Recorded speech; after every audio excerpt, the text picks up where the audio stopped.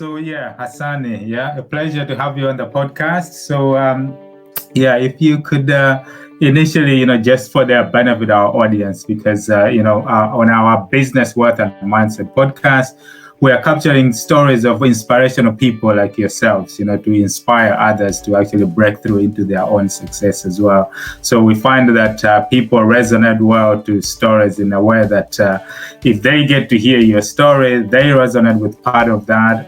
And if it relates in some way to their life as well, they can feel that, if Hasani has been able to achieve X, Y, and Z from his background, maybe we have a chance as well, and that's how we get to inspire people. So initially, if you could just give us a snapshot of your story from humble beginnings, to get to where you are. And then after that, we get to just in an informal way, just ask you a few questions about your journey and, challenges, the successes, and how you can actually help some of our audience as well to achieve, success and break through into their excellence.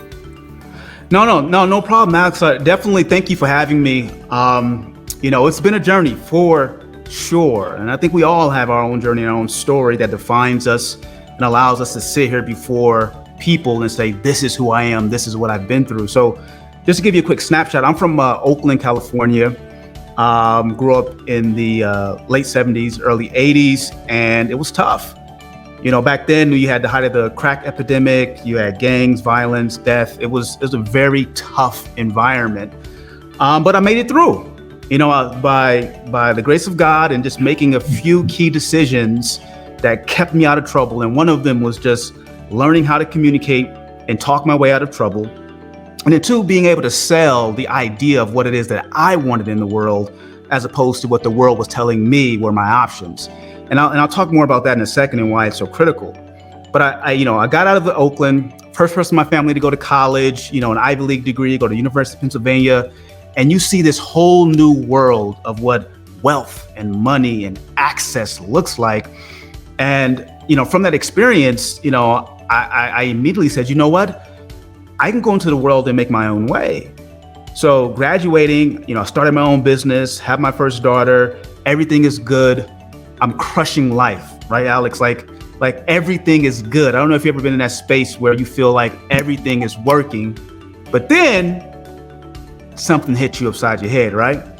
And that day for me was my mom calling me out of the blue and she's yelling and screaming and hollering like, Hasani, they killed him. I'm like, what are you talking about? Your brother, he was shot. He was murdered back in Oakland, California. That place that I somehow was able to make my way through. And I immediately flashed back to our last conversation, Alex. It was one of those kind of heated moments where we had an argument, a fight, and he was telling me I wasn't the big brother they needed me to be. And I told him, BS. We grew up in the same place, had the same parents, had the same opportunities. You decided not to do what was necessary. That's on you, right? And I meant it. But it wasn't until I was giving his eulogy that I truly understood what he meant. He wasn't saying, do the work for me. He wasn't saying, hey, pull me along. He was saying, lead, like care, like show me possibility, right? And I don't know if you ever experienced this, Alex, when you start to really backtrack on your whole life and start to see a pattern evolve and it hit you in your face. And it was clear as day, right after I gave his eulogy, that I had always been scared of leading. I'll get straight A's. I'll be a star athlete. I'll start my own little entrepreneurial venture, selling stuff, doing whatever I had to, selling my mama tacos, whatever. I would do speeches. I would do anything that allowed me to excel. But when it came to leading and being responsible and accountable to other people's success, I always passed on it. I didn't want to be student body president. No. Didn't want to be captain of the football team. No. And I didn't really want to be big brother. So it was that day that I vowed to never allow fear to govern my life. And I started to do all types of crazy stuff to really battle my own fear so I could grow as a person. And that meant me getting into a cage and fighting, becoming a professional mixed martial artist because I was scared of physical confrontation. That meant jumping out of planes because I was scared of heights. That meant, getting on stage and speaking in front of 5,000 plus people, like really just tackling every aspect of my life, just consuming all the information I could to grow as a person. And as a result, my life improved. I became a better husband. I became a better father. I became a better businessman. And initially, my business was always around building other people's businesses as a consultant. But people started to ask me, Alex, like, how are you doing what you're doing? How come your body looks this way, right? Like, people think I'm like 33, I'm 43. Like how is your marriage like on top of the world, and you're the one at home and you're still making money? How are you doing all of these things? And that's when I transitioned from building businesses to building people. And I started a leadership company, and I started coaching and consulting entrepreneurs and even publicly traded companies. Little Hasani X from the ghetto, helping these publicly traded companies with their leaders and their teams on how to perform. Fast forward 10 years, I made one more transition because I had one more epiphany. The way I build businesses to help them make more money and build brand, and the way I build leaders and people for performance and culture, I found that there was always one unifying theory or one unifying thing. The same thing that helped me to escape the ghetto and not get into trouble is the ability to communicate. It's the ability to tell a great story. Because Alex, if you can tell a great story to yourself, you'll avoid the pitfalls and all the challenges out there, right? If you learn how to tell a great story to others around you, you can bring people together to believe and buy in and engage. If you learn how to project a story outside of you, you can get buy-in and engagement of a marketplace. You can build brand, you can win customers. And I finally got it that everything in my life always came back to these two things: the ability to communicate and ability to share stories so that people believe, buy in, and engage. And that was the birth of Lead Your Story, my newest company. We've been running for about 4 years now, in helping organizations and entrepreneurs to share those stories inside to build culture and leadership, but also externally to build brand and to win new business. And that's where I'm at right now. Wow, that's such a powerful story, X. It's absolutely amazing. I just wanted to touch on a couple of things from that story, just to expand on. The first is, for most people, and it's actually evident in your story as well, we tend to come to the breakthrough of realizing ourselves and our potential, and probably like our purpose or our journey, when we actually come across or come through a certain kind of challenge of crisis. So, for example, in your story, it was through your brother passing and being shot. With that in mind, does that mean that for those people who are comfortable in their own comfort zone, they can't really achieve much because everything is going on smoothly and there's no challenge or something that's happening within themselves? How do you put that? Is that really what it takes for people to actually face a massive challenge, for them to actually realize their potential? What's your take on that? Yeah, that's a great question. No one wants to get punched in the face. No one goes out into the world and says, punch me in the face, give me something harder than I can possibly handle. No one asks for those things. But the irony is, if you peel back the curtain and you look at any successful endeavor, any successful person, anybody who has done something that they are proud of and fulfilled by, you will always find a deeply challenging situation or circumstance that they had to go through to get to the point where they are. If there isn't this fight against or through something significant for you, and it's relative to the individual, what's significant for you, Alex, may not be significant for me. So it's relative. But if you're not going through or having gone through that, there's no part of you that can be fulfilled. I tell my kids all the time, you can be happy, you can be even successful, but you'll never be fulfilled until you're empty. And what I mean by that is that fulfillment only comes by way of emptying yourself of your gifts. And you only become empty when you've had to push and grind and go through something. And at the end of that journey and climbing that mountain and being able to plant your flag and say, I did it, I arrived, I accomplished. It's being able to look inside of ourselves and know that, regardless of the external trinkets that we win. You know, I know millionaires, people who are worth hundreds of millions of dollars, and a lot of it has been handed to them, or there were circumstances to where they didn't feel like they earned it and they're miserable. Or they have all of these things in their life where they quote unquote should be happy, but happiness is a fleeting emotion. Fulfillment is a foundational thing for anybody of grit and substance. And it comes from putting yourself in those challenging situations and finding a way through the darkness. And that's why I tell people the best tool we have always, whether we're trying to succeed or find happiness, fulfillment, is our capacity to communicate. How we communicate with ourselves to keep us going, how we communicate with others to build that team and camaraderie, and how we communicate with the marketplace to create buy-in and engagement. But yes, you got to go through it. And there's no way around that. There's no shortcuts. There's no magic pill for that. You got to go through it.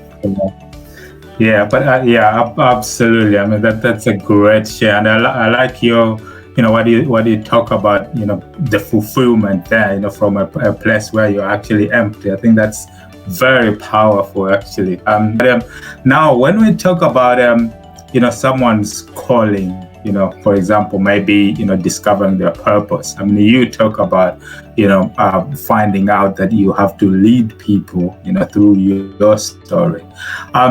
Is there different types of purposes for people? So, for example, you lead people. Can people find fulfillment or happiness in different things that, for example, is not leading? Maybe something that is very individual to them, and that can be very different to yours, for example. So leading or communicating, is that the only way, or is there other ways that people can actually find their calling and purpose and happiness? That's a good question. I think for each of us, it's always this unique combination of things that come together to allow us to express fully and wholly who we are and to find our quote unquote why and purpose. I'll tell people all the time, finding your why and purpose and being able to hone it into a statement is very difficult. In fact, it's you probably got to go through a facilitation process to really be able to do that. Like I work with Simon Sinek and his team and trying to really figure out my why and to really be able to communicate it succinctly. And it was a very powerful experience. And I teach my clients some of those things to this day. But outside of that, what does that mean for the everyday, ordinary person, or even the entrepreneurs and business owners who are listening to this? How do you go about finding that why if you're not going to spend $10,000 going through a process? And I tell people the irony is it's really not about finding your why, it's about finding your what. And what I mean by that is that when you find a big enough what, as in what is that you want, what is that you're going after, what is it that turns you on, what is that you seem to not be able to live without, when you start moving closer and closer to your what, just like we talked about, you are going to get punched in the face en route to that what. I don't care what it is. You want that girl, and she's the girl of your dreams, watch challenges arise. You want to make more money, watch the challenges arise. You want to lose weight, watch the challenges arise. Whatever it is that you decide that you're going after, you're going to find some opposition. And it's in that opposition and fighting through it that you start to find the why behind the what. At first, it may be about money, but the only thing that's going to keep you going past the dollar is this intrinsic thing. It's not about the money. It's about proving to myself that I belong. It's not really about the money. It's about impact. You start to find your why through tasting battle, tasting life, when you're pursuing a worthy what, right? And that's the journey I tell young people. Don't worry about all this why stuff. Put a what in front of you that's worth chasing, that excites you, that turns you on and gives you what you want. You'll find your why in the pursuit of what. Of what? Brilliant. That's amazing. That's deep. Now, even when people get to find their what, I think there is also a difference between actually being able to find the motivation or the inspiration within to actually do the things or the actions that are actually necessary to get you the what. And that is where a lot of people probably, even businesses and people actually struggle and procrastinate. Seems to be a distinct difference between what I want and what maybe subconsciously is within me to actually drive me towards the actions that I need to actually go for what I actually want. How would what would you say to those people who say, X, I know exactly what I want, but for some unknown reason, I can't get myself the motivation or the inspiration to actually do it. How do I actually get to do it? What would you say to that? That's a good question, and I think it's really about questioning your what. A lot of times we choose something that was given to us. We never really wanted it. We never really decided upon it. We never really broke apart this goal and asked the deep questions. Well, why do I want that? What does this mean to me? Why is this important? Can I actually live without this? If I don't get this, could I still be happy? When you start to really become more self-aware around what you're actually pursuing, more times than not, you will find the answer as to why you're not getting off your ass and doing anything. Invariably, when we pull back the curtain, when I'm working with an entrepreneur and they're trying to pursue going from 7 figures to 8 figures, and there's this big jump to be made, what we invariably find is that there isn't a skill gap. There isn't a process gap. It's not about not knowing what to do or how to do it. It is a desire gap. The desire to put forth the effort to achieve X, Y, and Z. So then you peel back the curtain and ask, well, let's back up and ask, why do you actually even want that? Well, no. Why do you want that? And you start hearing all of these projections on them. My advisor said this, my wife and kids this, or society this, or my friends that. And you start to see all of these expectations placed on top of you that were never truly yours to begin with. I tell people we never have a motivation issue. We always are motivated. It's just uncovering what those motives are. And when we do, we'll find that we're doing the things that we are actually motivated to do.